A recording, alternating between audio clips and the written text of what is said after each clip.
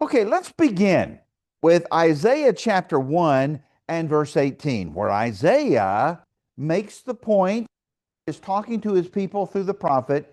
He is inviting his people, come now, let us reason together, says the Lord. And that's what we've been doing in this series of lessons this week. We've been considering the evidence that will help us to answer an important question about the very first book of the Bible, the book of Genesis. And the question that many have about the book of Genesis, especially the first 11 chapters, from creation to the Tower of Babel. Are those stories true or are they myth? Genesis chapters, especially 1 through 11, is it myth or is it reality? And is the entire Bible, including Genesis, is it true? You know, in the very first sentence of the Bible, is that relating a factual event? You know, when we read that in the beginning, God created the heavens and the earth. Now, we pointed out in earlier lessons that this is not a debate between science and religion. This is a debate between two conflicting belief systems. Evolution, naturalism, those are philosophies. They are worldviews. They are beliefs held by many scientists, but they are not true empirical science. And we've asserted since the very first lesson that only an acceptance of and a perspective based on what God has revealed in His Word, only that can give us a true knowledge of reality, a true knowledge of the universe and of our planet and of our history. Proverbs chapter 1 and verse 7 says, "The fear of the Lord is the beginning of knowledge." And also in Proverbs chapter 9 and verse 10, that teaches us that the fear of the Lord is the beginning of wisdom, and the knowledge of the Holy One is understanding. And so that's what we try to offer folks: knowledge, wisdom, understanding, not from our perspective, but from God's perspective. Now, let's go to the book of Genesis, chapter 1 and verse 20. And what did God make on the fifth day of creation? On the fifth day of creation, that tells us that God made all of the animals of the sea. He also made the birds on that day. And then Genesis 1, 24 and 25 tells us that God made all of the land animals on the sixth day. Now, what else did God make on the sixth day? Well, God tells us that He created man and woman on day 6. So all of the living creatures that God made, including man, were on the earth after the sixth day. In 6 days, God made all of creation, and it says the earth, the sea, and all that is in them. Now, the question we're looking at this morning is, did that include the dinosaurs? Now, for many years, theologians were reluctant to talk about dinosaurs in a positive light because when paleontologists began to dig up dinosaur fossils in the mid-1800s, Darwin's theory of evolution was becoming very popular. And secular scientists began to use these dinosaur fossils to promote that philosophy of evolution.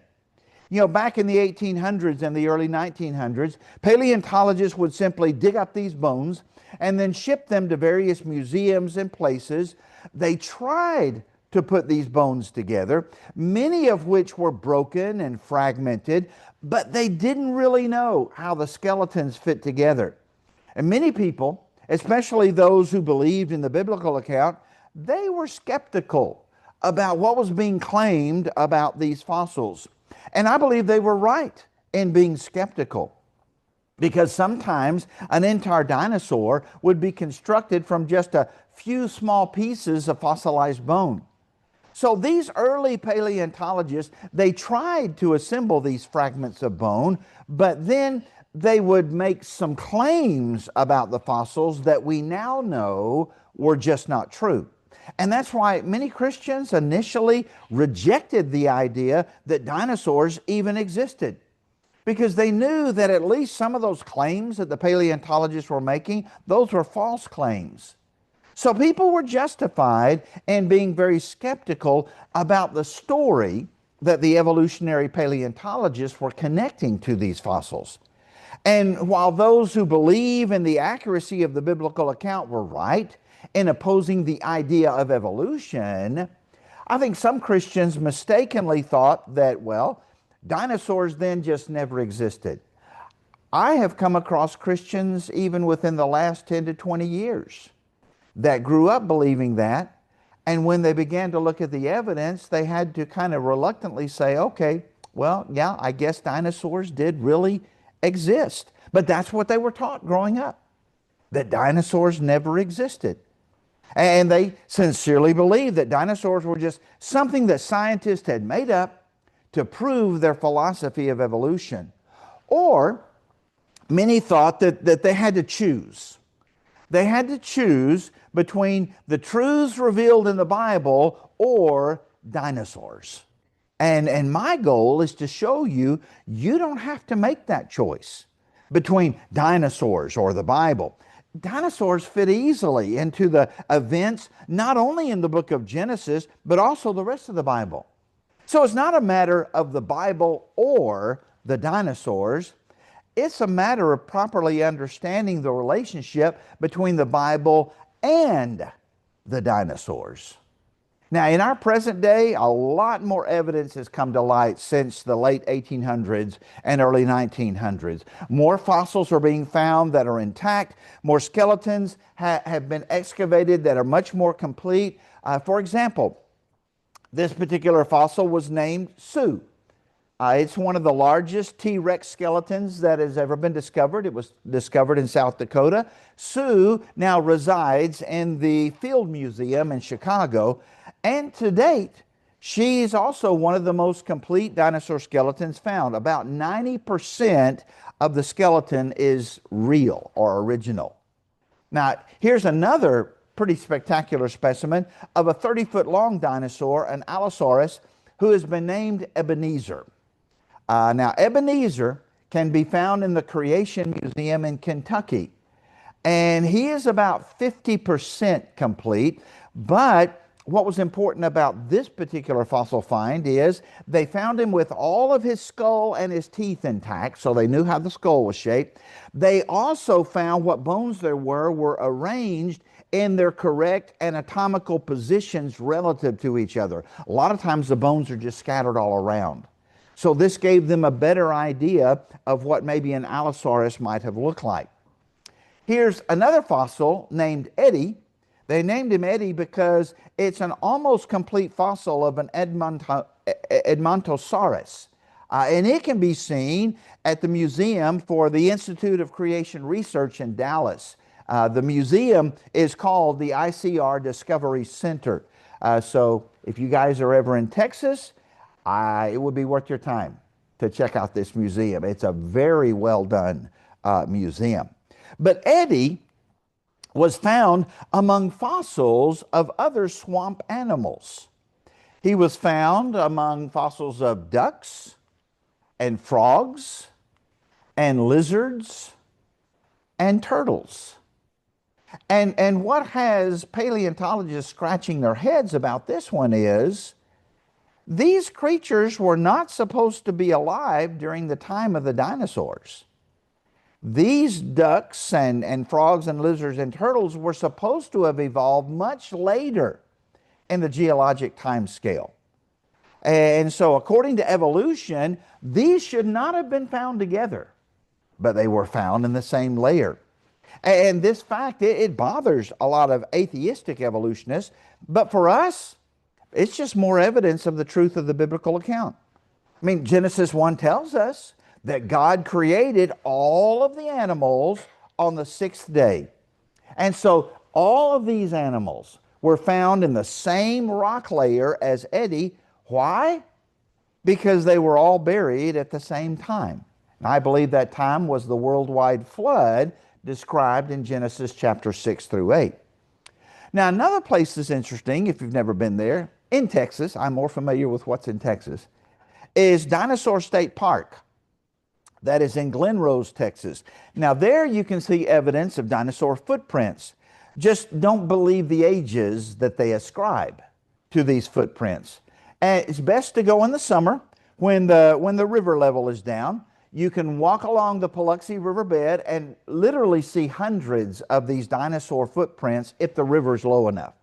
Now, we raised Phil and Tim, our two sons, in Stephenville, which is about 30 minutes from Glenrose and from Dinosaur State Park. And we went to the park to hike, to see the dinosaur tracks there.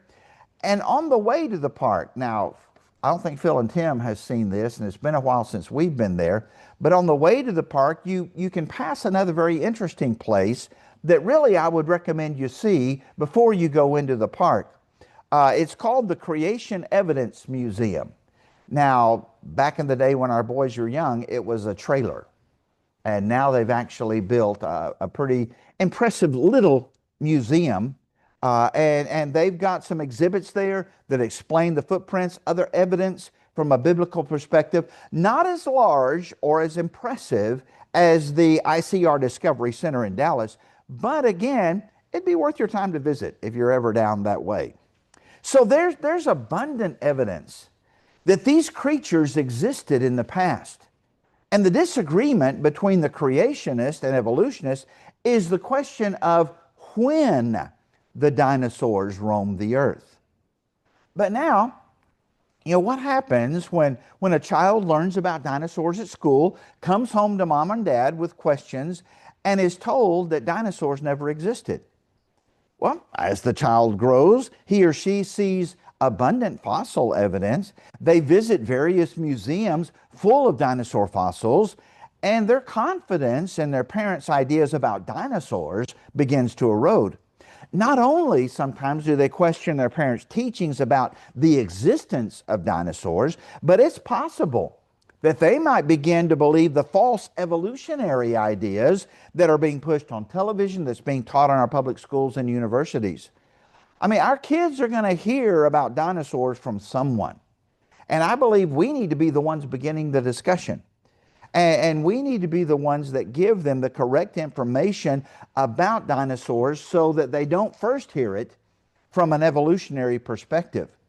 So whether it is from us or from the evolutionist, children are going to hear about and learn about fossils and dinosaurs and what roles they played in our planet's history. And I want to show you how we have both biblical and secular historical evidence that supports the idea that not only did dinosaurs exist, but they existed in the recent past. I believe it's time for Christians to reclaim the real story about the dinosaurs. That's not the story for the paleontologist. That's our story that was first revealed in the Bible. And so it's time that we present the idea of dinosaurs from a biblical perspective. Now, when I presented this lesson in other churches, and I'm not sure if we did this contest, because about a couple of years ago, I presented some of this information in a lesson here at Ephrata. But let's just do this contest again just to see. I show dinosaurs on the screen and ask everyone to try to identify the types of dinosaurs. And always, guess who knows the names of the dinosaurs? The kids know. Yeah, the kids know the names of the dinosaurs. For example, what's this? Triceratops. How about this one? Everybody knows this one. Tyrannosaurus Rex. How about this one? Stegosaurus. That's right. That's a Stegosaurus. What about this guy, made famous in the movies? Velociraptor. Yeah, now, the velociraptors in Jurassic Park were about this tall. Actually, in reality, they were about 2.5 feet tall, not 6 feet. So that's the velociraptor. What about this guy?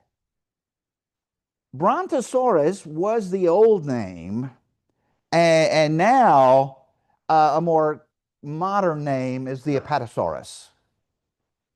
And then technically, this is not a dinosaur because he lived in the water, but he lived at the same time as the dinosaurs. Dinosaurs, the term dinosaur meant a land-dwelling large reptile. But I classified him anyway What's this guy? And it's not Nessie, the Loch Ness monster, although that's a possibility. Plesiosaur, yeah. That's a plesiosaur. And then what about this one? Yeah. Now, Barney's not a real dinosaur, for those of you that may be wondering. But yeah, almost always the young people us about the information regarding dinosaurs that our children have. I mean, where are they learning it? The correct biblical information about God's creation needs to be coming from us, from parents, grandparents, preachers, Bible class teachers, because dinosaurs are talked about in the Bible. But then, where is that word dinosaur in the Bible?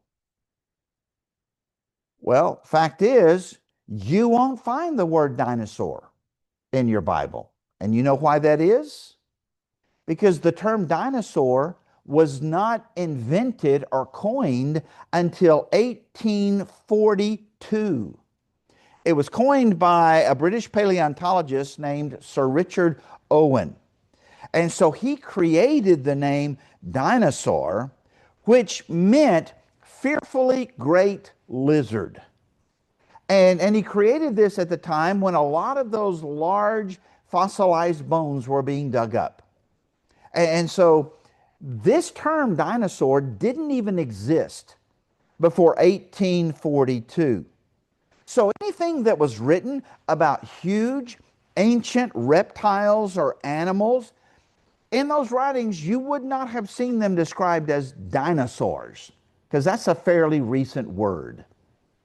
Instead, guess what they were called in the Bible or most other cultures? What was the name attached to these fearfully great lizards or reptiles? Dragon, that's right. They were called dragons. The word dragon has been used throughout history to describe any large serpent or reptile.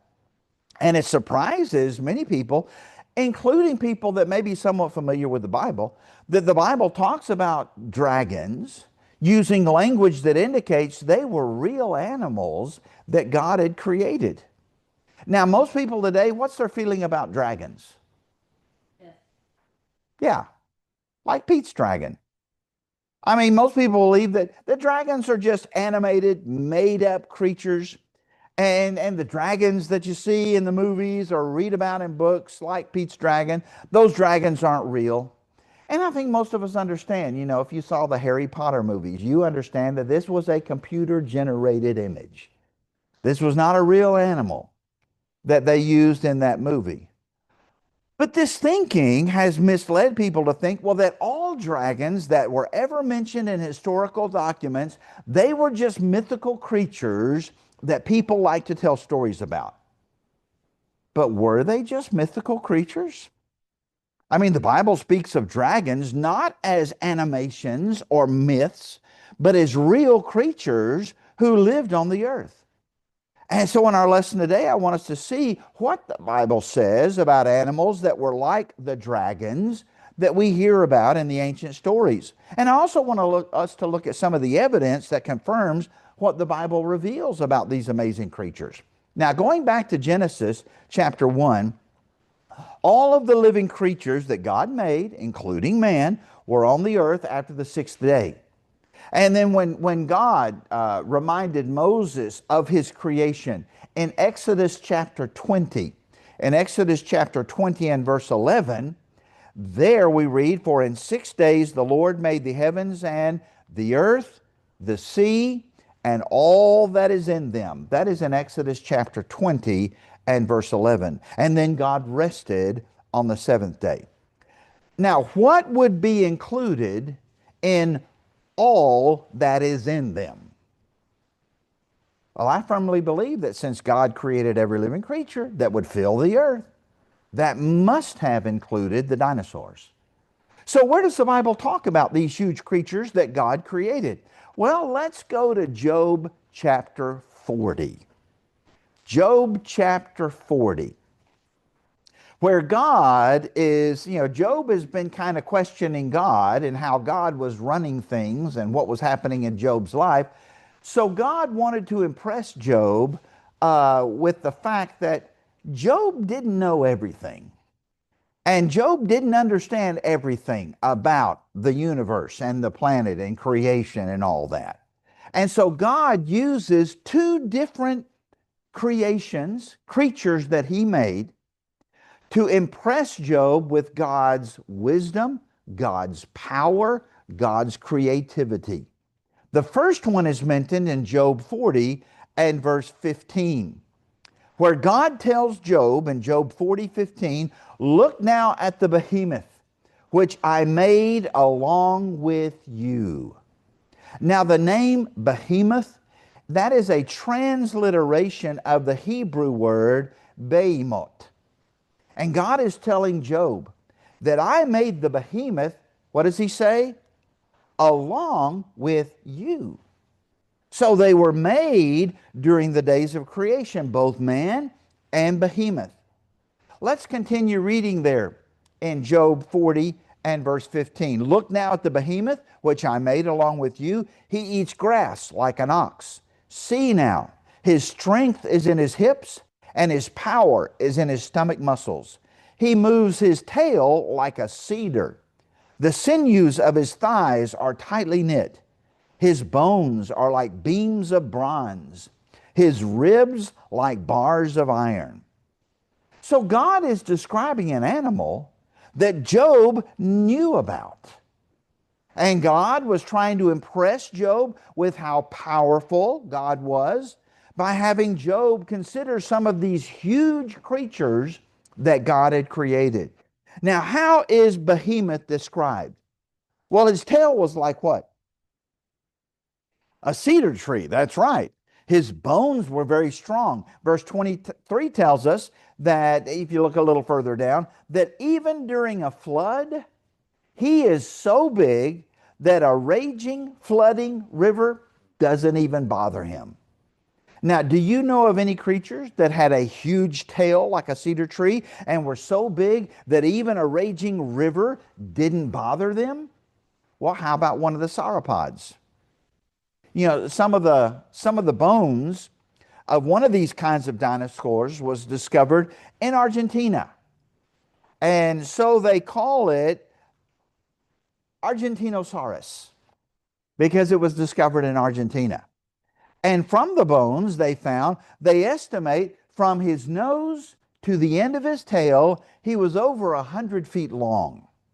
And his shoulder, the height of his shoulder, was about 20 feet tall. Now, my Bible has a footnote. I don't know if your Bible has a footnote in Job chapter 40 and verse 15, but my footnote in my translation says, "For behemoth, a large animal, exact identity unknown." Now, does anyone have a different footnote there? Okay, that's another popular comment that's made. Other translations have footnotes that say possibly a hippo. So some people believe that God is describing the hippo to Job. Now, let me ask you, does a hippo have a tail that is the size of a tree? I mean, does that look like a tail that can be compared to a tree? I don't think so. Yeah. Or does this creature look like he has a tail that is like a tree? So, why would some translators say that Job 40 is talking about a hippopotamus instead of a dinosaur? I believe it's because they've been affected by the prevalence of Darwin's theory of evolution in our culture. And if they had made a comment in the footnotes that suggests that God is describing an animal that was possibly some type of dinosaur, they would have been ridiculed. If a person accepts what the evolutionary books say about dinosaurs, they were supposed to have died out 60 million years ago. When did primitive humans enter the scene according to evolution? about 2 million years ago. And modern humans, they say, appeared on the scene about 300,000 years ago. So a person who accepts evolution has to believe that men and dinosaurs could not have lived together at the same time. But I want us to understand that it's not the evidence that prevents people from believing the biblical account.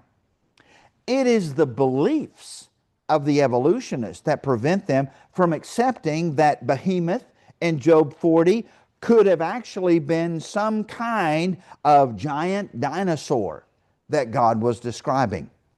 But now let's look at another creature that God describes in Job 41. In Job 41 and verse 1, God asked Job about Leviathan with a hook.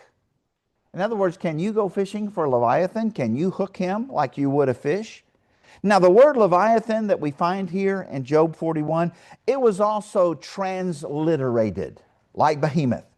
And it's transliterated from the Hebrew word that's pronounced Leviathan. And now some translators, again, add a footnote to the word Leviathan. What does your footnote say, Sandy? Yeah. Leviathan, they say that Leviathan was possibly a crocodile. Now, I don't accept that possibility because of the biblical description of Leviathan. I mean, here in Job 41, Leviathan is described as much, much larger and much more terrifying than a crocodile. Now, my Bible also has a footnote under the name Leviathan, and it simply says, a large sea creature, exact identity unknown.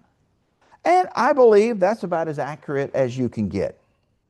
Now, others, when they read Job 40 and 41, they believe that both Behemoth and Leviathan were just mythological creatures that God was describing. Now, think about that.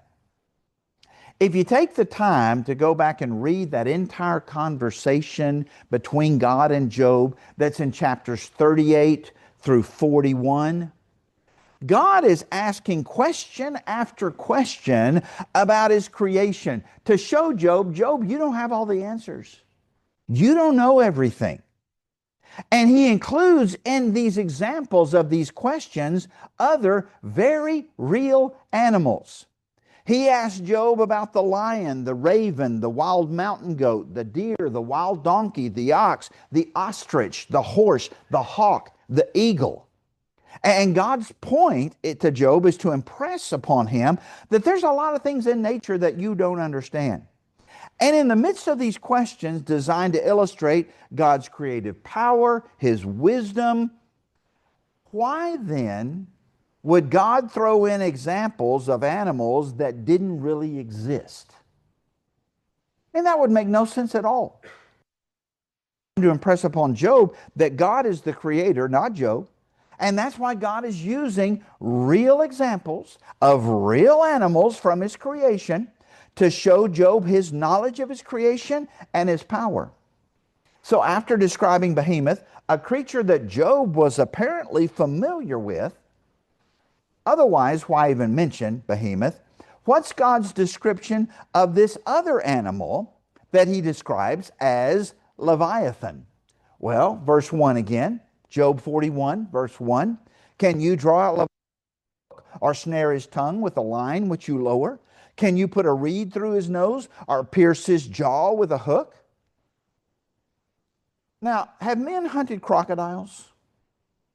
For thousands of years, they have hunted crocodiles.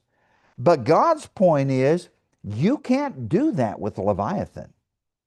Look at the next verses 3 through 5. Will he make many supplications to you? Will he speak softly to you?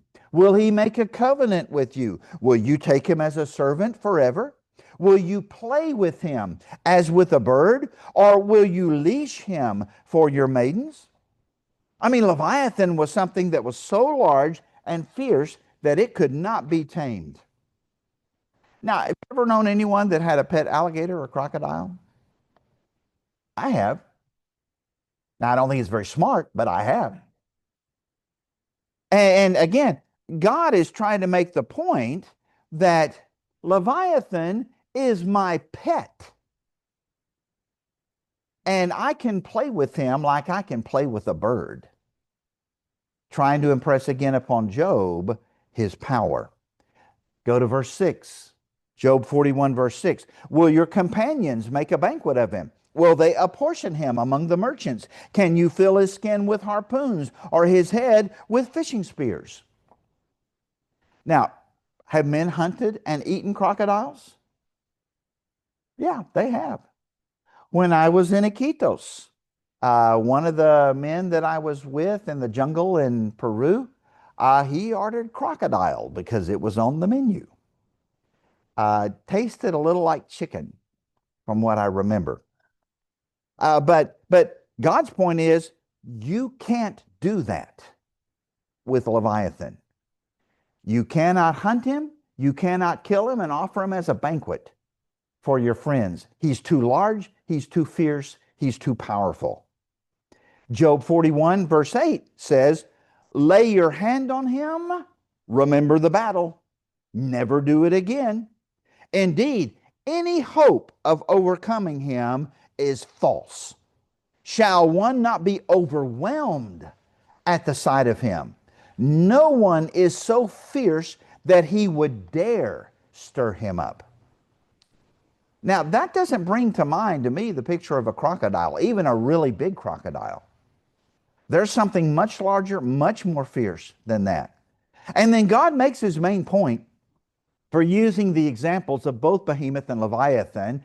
And what does God say? You know, if I made these huge, magnificent animals, what does he say then in the second part there in verse 10?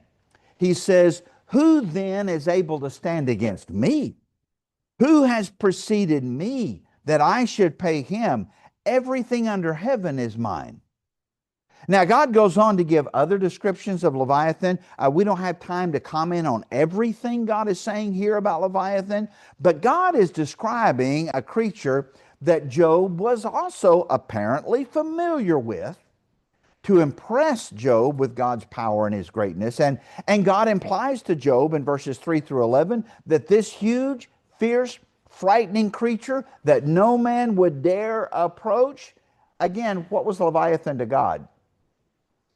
He's my pet. That's right. He's a part of my creation, my creatures that I made. Everything under heaven is mine. So what can we know about Leviathan? Well, he lived in the sea, could apparently travel through the mud if he needed to. When he traveled through the waters, he left a wake of white waves behind him. He had a lot of teeth. He was covered with scales.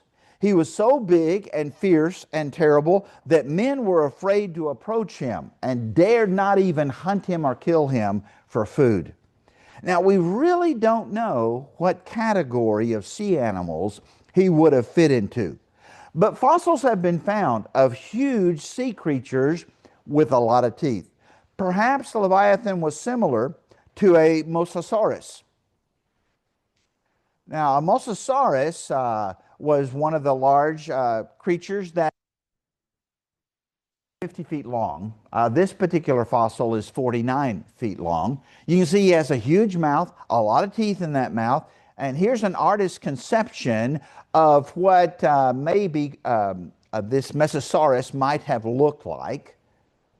Or maybe God is describing what paleontologists have named as a Chronosaurus. Now, this huge marine reptile was approximately 30 to 40 feet long with a head that was about 12 feet long. So you can see the size of him in comparison to a man. And you can see that if it was a creature this large, maybe larger, I don't know, that God was describing to Job, you can see why men would not want to do battle with him, would not try to hunt him or hook him or bring him in. So keep in mind again, that the word dinosaur was not a word in existence until 1842. So Behemoth and Leviathan, these two huge reptiles, would have been referred to as types of dragons. And the Bible mentions these dragons in both a factual way, in speaking of real animals like Leviathan and Behemoth. The Bible also uses dragons in a figurative way when comparing Leviathan or a dragon with one of the governing or world powers. In Isaiah chapter 27 and verse 1, the prophet here uses a dragon to refer to whatever government or ruler that uses their power against the people of God. Now, here in Isaiah 27, the prophet is describing how God will overthrow the nations that have persecuted his people. And he says there in Isaiah 27, verse 1, in that day the Lord with his severe sword, great and strong, will punish Leviathan, the fleeing serpent. Leviathan, that twisted serpent. And he will slay the reptile. Some translations use the word dragon there. He will slay the reptile or the dragon that is in the sea. Now, why did Isaiah use the word dragon or fleeing serpent or Leviathan to describe the nations of, he's talking about Egypt and Assyria and Babylon? Well, one reason is because these nations were much bigger than Israel. And they were fierce and seemingly impossible for the Israelites to defeat. So these nations, at one point or other in Israel's history, figuratively devoured the Israelites and enslaved them. So obviously the Israelites were familiar with these enormous and fierce sea creatures. They would have understood how God's using this in a figurative sense to describe these fearsome nations. Go a little further to Isaiah 30. Isaiah 30 verses 1 through 6, where God is rebuking the Israelites for trusting in Egypt rather than trusting in God. And in describing some of the beasts or animals that are, look at what Isaiah mentions in Isaiah chapter 30 verse 6. He says, the burden against the beasts of the south, through a land of trouble and anguish, from which came the lioness and lion, the viper, and fiery flying serpent. They will carry their riches on the backs of young donkeys, and their treasures on the humps of camels, to a people who shall not profit. Now, what is this fiery flying serpent? Now, here there are two Hebrew words that are used to describe what this creature was like. One is seraph, which means burning, flaming, or it could also mean poisonous. The other, umph, Hebrew word umph, means flying.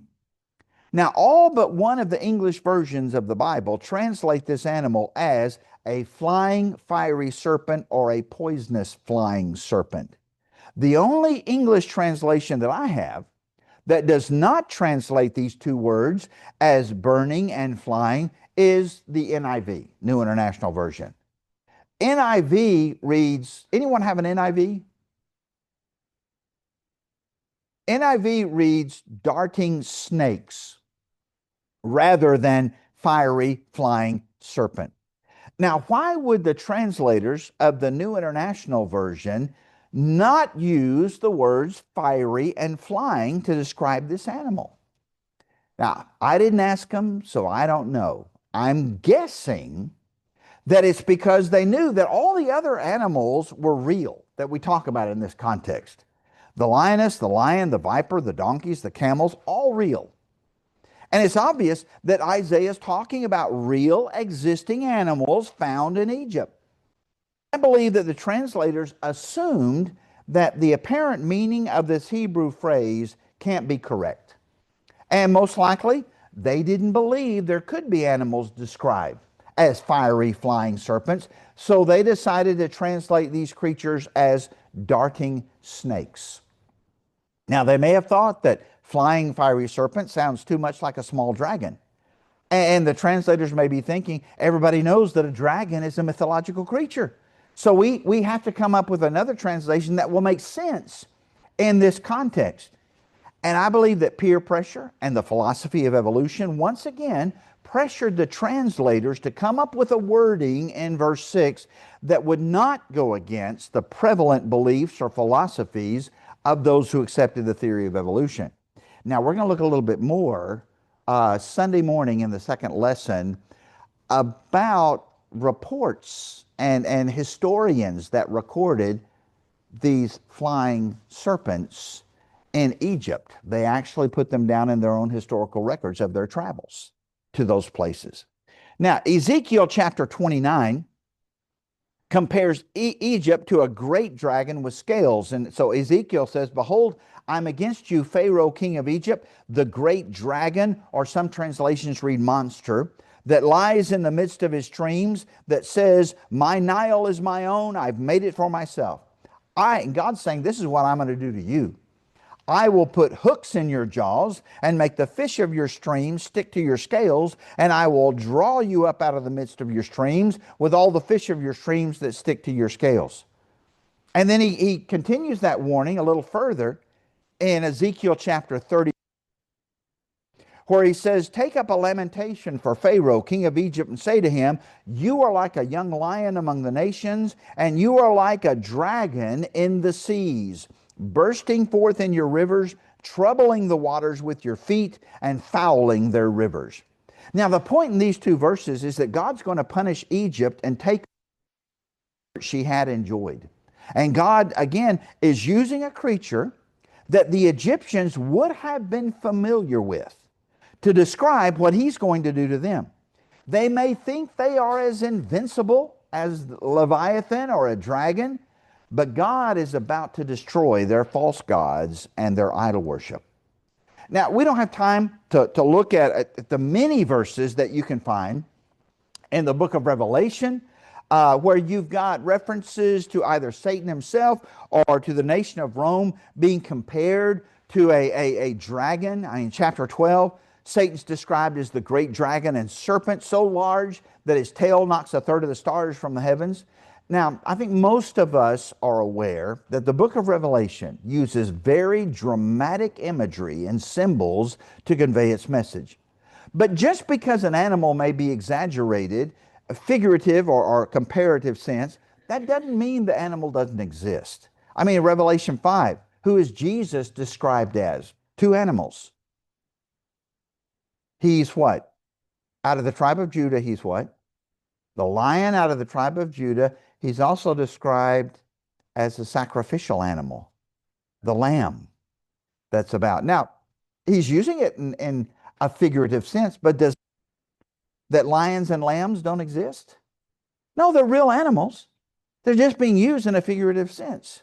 So many times when God, through his inspired word, wanted to convey the idea of a powerful, seemingly invincible enemy or a government that was opposed to God's people, the example of Leviathan or a great dragon was used. Now, why use a dragon or Leviathan in these illustrations? Because the people were familiar with these creatures. They knew what God was talking about here. And God's people were being reminded that God's more powerful than any enemy, even an enemy that might be compared to Leviathan or a great dragon. Now, there's one more important point that we need to make about Leviathan. Let's go back to Job 41. Job 41, and let's begin. Job 41, beginning in verse 19. Here God is still describing Leviathan. And he's saying, out of his mouth go burning lights. Sparks of fire shoot out. Smoke goes out of his nostrils as from a boiling pot and burning rushes. His breath kindles coals and a flame goes out of his mouth. Now, these particular verses cause even some believers to think that, okay, God has to be talking about a mythological creature here. This can't be a real animal. And they've been convinced that no dinosaur or sea creature or animal ever breathed fire. How do you know that? How can you prove that these animals never existed? Now, apart from what God obviously says in these verses, and the fact that we didn't live in Job's day, are they saying that God does not have the ability to create an animal that can release fire from its mouth? Now, think about some of the other incredible and amazing creatures that God has created. How about the electric eel? This can produce enough electricity, 500 to 600 volts, to stun a horse or even kill a man. The preacher in Iquitos, next to the Amazon, their houses were flooded. An electric eel got into the house of one of his neighbors, shocked one of the daughters of his neighbors, and killed her. So God can create a creature that can do something like that. How about the anglerfish that can produce light in the depths of the ocean to lure its prey? Or fireflies that produce light using a chemical reaction in their abdomens. One little guy that fascinates me is called the bombardier beetle. And it defends itself by shooting out a stream of noxious chemicals that are 212 degrees Fahrenheit or 100 degrees Celsius. That's the boiling point of water. This little beetle, he stores two chemicals in his abdomen that are kept separate in two different places, because when those chemicals mix and come together and contact air, they produce a violent boiling chemical reaction. Now, if God can make these kinds of amazing creatures, why can't He create an animal that's able to spew out chemicals that combine and ignite when they're exposed to the air? I mean, the Lord asked Abraham, is anything too hard for the Lord? I mean, who are we to say that God, I know He can't create Leviathan exactly as He describes it here in Job 41. I mean, why not? Why can't God create a huge sea creature covered in scales that can shoot sparks or flames from its mouth? I mean, the truth is revealed in the Bible is that God can create Leviathan exactly as God described it in Job 41. But let me tell you, if you accept all the Bible and the truth of the Bible, including what He says about Leviathan, the majority of people are going to think you're some kind of nut. I mean, that's just the truth of the matter. Because our culture has been led to believe, and this is really something fairly recent in human history, only in the last 200 to 300 years have people began to even question the existence of dragons and these kinds of things. And we'll look at some of that evidence tomorrow in our lessons. But Job apparently understood and accepted that this was a description of a real animal that God had created. So as we consider the biblical account, some of the historical evidence that dinosaurs are dragons, as they would have been called in 1842 and before, these huge animals did exist.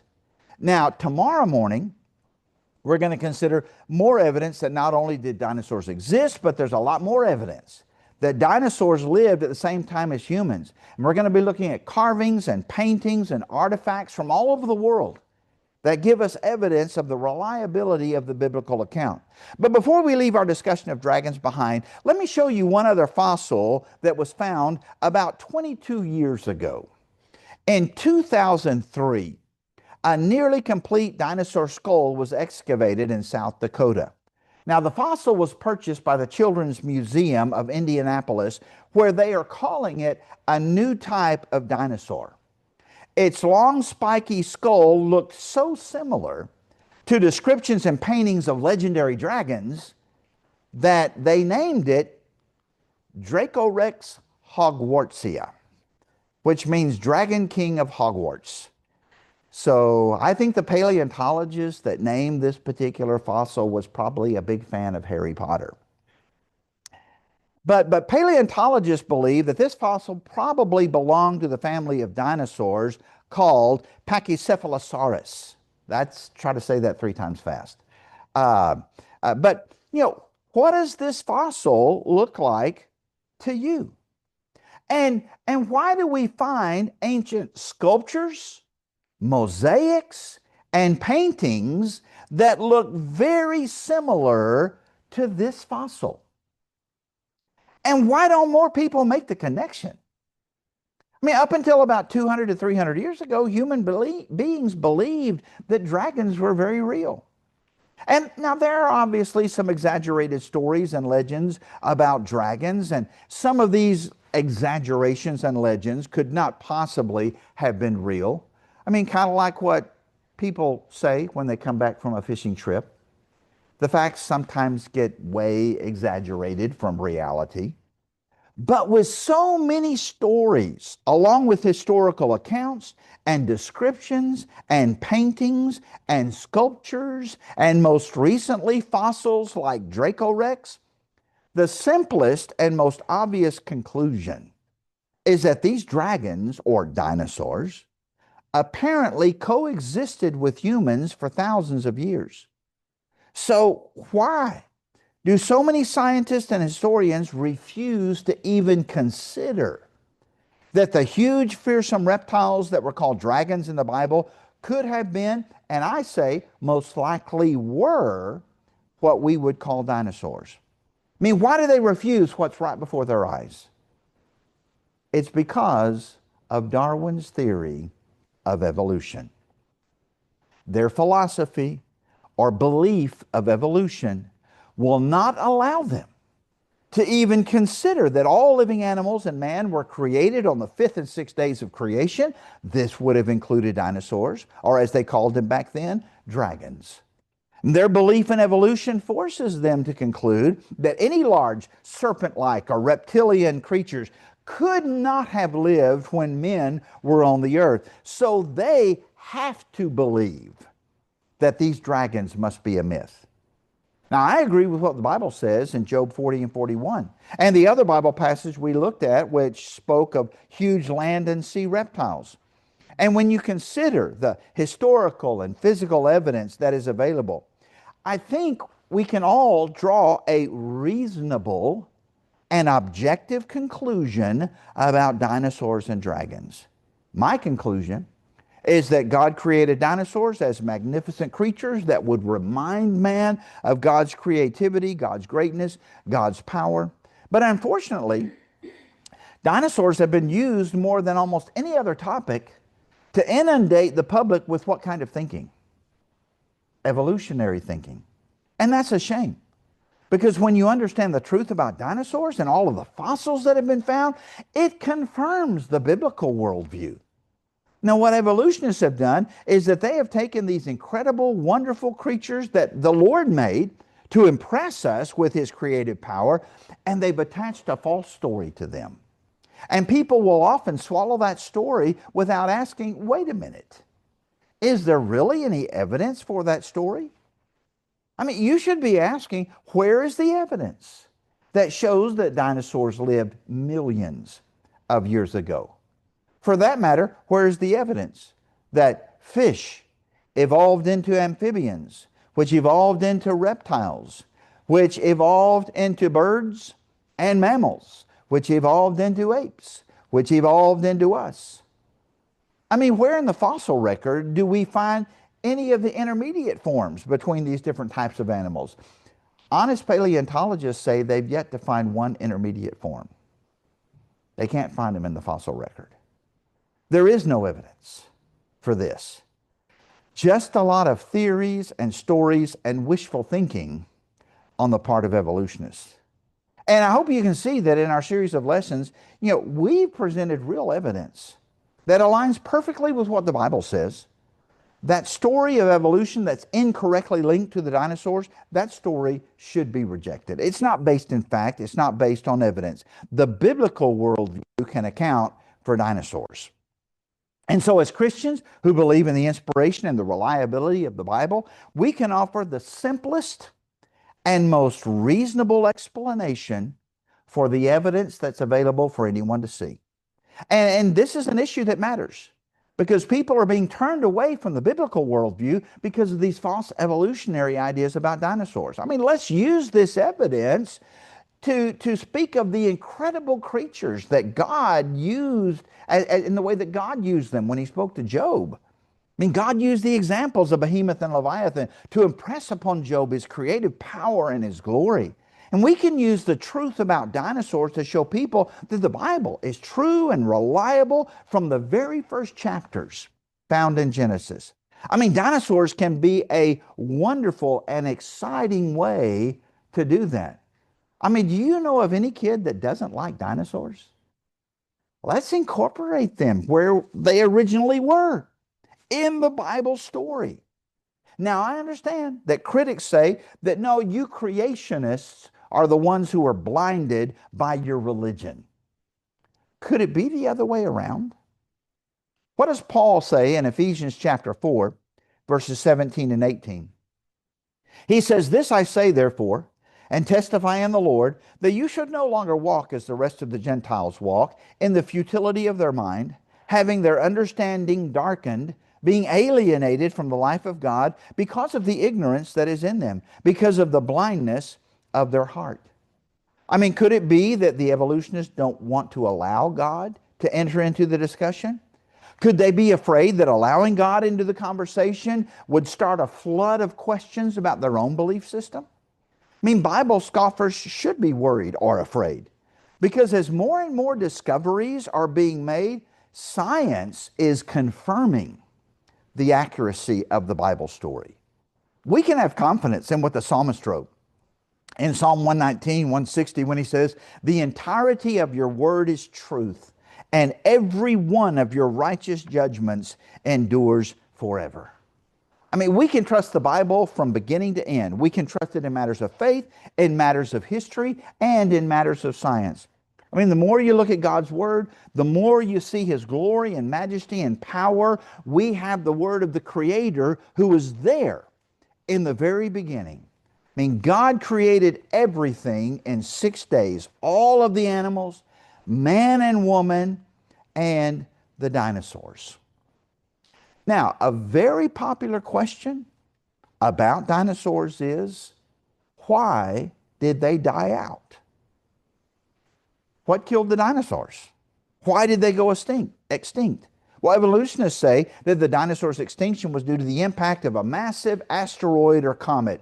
This event, they said, happened 66 million years ago near the Yucatan Peninsula in Mexico. It caused a global cataclysm that wiped out 70% of plant and animal life, including the dinosaurs. Now, that is one possible hypothesis as to why the dinosaurs died out. I believe the Bible has a much better explanation. The biblical account tells us that there was an extinction level event. And what was that extinction level event? The flood. The global flood of Genesis 6 through 8, which occurred about 4,500 years ago. Now, is there evidence that helps what really happened in the past? Well, tomorrow, in our final 2 lessons in the series, we're going to be looking at 10 o'clock at the evidence of that catastrophic worldwide flood, which literally reshaped the planet. And then at 11, we'll be looking at evidence that confirms the biblical account that man and dinosaurs were created on the same day. And they coexisted with one another for thousands of years. And hope we can help people to understand that Genesis is not myth. It is reality. And so invite your friends to come tomorrow, and let's reason together about